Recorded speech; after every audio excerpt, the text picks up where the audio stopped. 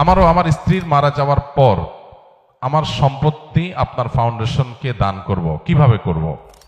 প্রথম কথা হলো, ধন্যবাদ, আপনি আসুনা ফাউন্ডেশনে আপনার সম্পত্তি দান করে যেতে চান।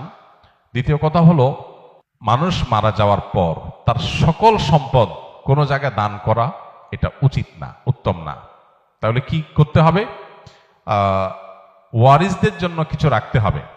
এবং জীবদ্দশায় চাইলে তো মানুষ সবকিছু দান করতে পারে, কিন্তু মৃত্যুর পর যদি সে বলে যায় যে আমার সকল সম্পদ এক জায়গায় দান করবো, এটা জায়েজ নাই। তাহলে কি করতে হবে? সর্বোচ্চ 1/3 পর্যন্ত কার্যকর হবে। আপনার টোটাল সম্পদের 3 ভাগের 1 ভাগ আপনি টোটালটা দান করার জন্য ওসিয়ত করতে পারবেন। আর জীবদ্দশায় দিলে পুরোটাই আপনি দিতে পারবেন, কিন্তু জীবদ্দশায় পুরোটা দিলে আপনি কতদিন বাঁচবেন, আপনি কিভাবে চলবেন? এই জন্য ব্যালেন্স করতে হবে। শরীয়ত আমাদেরকে আনব্যালেন্স হয়ে কোনো কাজ করতে বলে না। মৃত্যুর পর আপনি আমাদের ফাউন্ডেশনে বা যে কোনো